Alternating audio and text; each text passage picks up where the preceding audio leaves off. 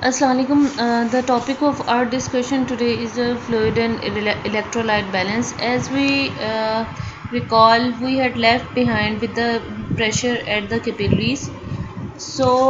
And the fluid exchange caused by these pressures. So, Starling forces are the forces which cause the fluid exchange across the capillaries. These govern the passage exchange of water between the capillary and microcirculation and the interstitial fluid. These forces not only determine the direction of net water movement between the two compartments but also determine the rate at which the water exchange occurs. Here you can see the capillary hydrostatic pressure denoted by PC is the pressure which causes or forces the water out of the capillaries. However, there is another force within the capillaries caused by the osmoles or solute, effective osmoles or the solutes within the plasma, which are mostly the plasma proteins, which causes the osmotic effect on water to retain within the capillaries. This is denoted by pi p. And then there are two forces within the interstitium. These are interstitial fluid hydrostatic pressure, which forces the fluid from the interstitium to the capillaries, and then the other one is the osmotic force or interstitial fluid oncotic pressure, which is due to the proteins concentration within the interstitium. They attract or they pull water outside of the capillaries toward the interstitium. And uh, from the arteriolar end, when the blood passes through the capillaries to the venules, the forces within the capillaries which force the fluid out of the capillaries is more than the force which can retain the fluid within the capillaries. So the exchange which occurs over here is due to the increased intravascular hydrostatic pressure and due to the interstitial oncotic pressure.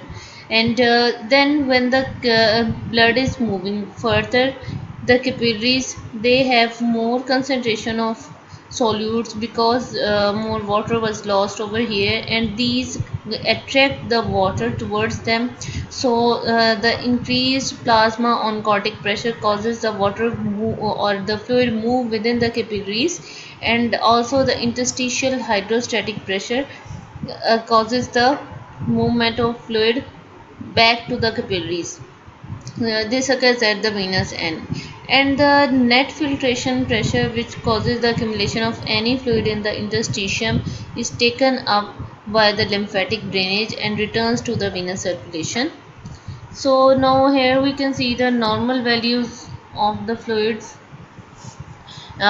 which include the capillary hydrostatic pressure denoted by PC at the arteriolar and it is 35, and at venous and it is 18, and the interstitial fluid hydrostatic pressure is -6 at both the arterial and venous end, and plasma colloid osmotic pressure or capillary oncotic pressure is 25 millimeter of mercury, and the interstitial fluid osmotic pressure or the interstitial oncotic pressure denoted by pi I, it is also 5 millimeter of mercury. So here you can see that at the arteriolar end, in this diagram, you can see that in the arteriolar end, when the fluid is pushed from the capillaries toward the interstitium, because the capillary hydrostatic pressure is more than the interstitial pressure, in that is it is 35, and also it is more than the plasma osmotic pressure, which is 25. And in the venous end, the hydrostatic pressure is less, and that is 18 millimeter of mercury, and the osmotic pressure which is going to retain the fluid within the capillaries is more. So hence the fluid is moving back towards the capillaries. And the formula for the filtration pressure of the capillary or the net filtration of the capillary depends upon is it is equal to coefficient constant into the total of plasma capillary hydrostatic pressure minus interstitial fluid hydrostatic pressure minus capillary hydrostatic pressure minus interstitial fluid hydrostatic pressure minus the plasma colloid osmotic pressure or the plasma oncotic pressure minus the interstitial fluid oncotic pressure. Next, we come to the edema. This is the implication of the capillary hydrostatic and the other pressures which are affecting the fluid movement at the capillaries.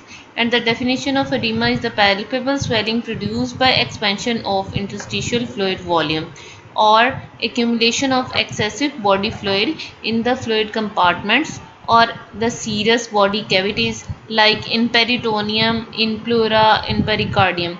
Edema becomes evident only after the interstitial volume has increased by 2.5 to 3 liter. Then we can see the types of edema. Types of edema are classified based on three things. One is on the basis of pathophysiology. When the edema fluid contains less protein concentration than in the plasma, this is known as transudate, that is on the only the fluid is filtered out. However, when there is more increased capillary permeability and the capillaries are leaky and the leaks are large, along with the fluid also the some of the solutes and proteins, they are leaked into the interstitium. In this case it is known as exudative edema. And then edema is also classified on the basis of location. When the edema is generalized and whole body is swollen, this is known as anasarca. And edema may be localized depending upon its cause or its origin. And then clinically, according to the clinical assessment or clinical finding, when you examine the patient with fingertip pressure, if it dips down, this is known as pitting edema. However, even if with applying pressure, if it does not dip down, this is known as non-pitting edema. So then there are the causes of edema. The causes of edema include they are classified into four main types, which include increased capillary permeability, decreased colloid osmotic pressure, in increased capillary pressure, in decreased colloid osmotic pressure, increased capillary permeability, or obstruction of lymphatic flow. And what are the causes of increased capillary pressure or the increased capillary hydrostatic pressure? Either there is increased volume of plasma within the capillaries, that is increased intravascular volume. The causes include heart failure, kidney disease, premenstrual sodium retention, pregnancy, environmental heat loss, thiazolidinediones, or the glitazone therapy in case of diabetics. Or it can also be due to the venous obstruction causing the pressure buildup on the venous side of the capillaries, may be due to the liver disease with portal hypertension or acute pulmonary edema or venous thrombosis or thrombophlebitis. And then there can be decreased arteriolar resistance in case of for example calcium channel blockers, which cause the vasodilatation and pooling of the blood within the vessels. And then the causes of decreased colloidal osmotic pressure or decreased plasma oncotic pressure. As I had told you earlier that the effective osmoles are proteins, mainly proteins and certain other things. But if there will be any effect on the plasma protein, it will affect the colloid osmotic pressure, like increased loss of plasma proteins by protein losing uh, renal disease or due to extensive burns or protein losing enteropathy, they all lead to increased loss of plasma proteins. Or there can also be decreased production of plasma protein, like in case of liver disease or starvation or malnutrition. And then there is the increased capillary permeability, that is the capillaries become more leaky. This occur in case of inflammation or certain allergic reactions like bee bite, hives, or angioedema, or malignancies like ascites, pleural effusion, and tissue injury and burns. And then is the obstruction of lymphatic flow, for example in case of malignant obstruction of lymphatic structures, in case of like CA breast, or surgical removal of lymph nodes. The pathogenesis, the basic pathogenesis include four steps. Either there is increased capillary permeability, or there is low plasma proteins leading to low plasma oncotic pressure, or increased capillary hydrostatic pressure due to pooling of blood within the vessels, or lymphatic obstruction. And increased capillary causes the swelling of tissues with acute inflammation, and or from other systemic diseases. Low plasma proteins, as we already discussed, that excessive protein loss or inadequate synthesis in case of malnutrition or inadequate intake. And increased hydrostatic pressure, heart failure, or localized venous obstruction. Here you can see the clinical manifestations of edema. Um, there are certain types of edema which affect localized edemas, which are named according to their place of edema, like cerebral edema, which is edema of the brain, and it causes the excessive fluid accumulation within the ventricles and exerts a pressure on the brain tissue, and extensive damage can even lead to um, death. And then there is pulmonary edema, which is the edema fluid within the lungs, and it can also be life-threatening condition. Then there is angioedema of the larynx. As you can see, this laryngeal airway is obstructed, and this is also a life-threatening condition. And then there is edema of the joints, which is not life-threatening, but it limits the movement at the joint. And the pedal edema, which is the swelling of ankles and feet, it is gradual in onset and may or may not be associated with disease. Now there is certain other locations where the edema causes its effect, like in case of digits. Here you can see in the toes, in the second toe, the skin of the severely swollen toe can act as a tourniquet, shutting off the blood supply to the digit. And then there can be microscopic effects, that is the increase for distance of diffusion of oxygen, nutrients and waste, and more susceptible to injury and development of ischemic tissue damage, including pressure ulcers and the compression of blood vessels. These all lead to pressure ulcers at the dependent body parts. And then there is we discussed that pitting or non-pitting edema. In the pitting edema, it occurs when the accumulation of interstitial fluid exceeds the absorptive capacity of tissue gel. And this type of edema, the tissue water is mobile. Therefore, when we exert a finger pressure, the water is displaced and a pit is, or a groove is formed. However, in case of non-pitting edema, when you apply a finger pressure, the fluid does not disperse because the concentration of plasma proteins in the tissue is more, and they coagulate over there.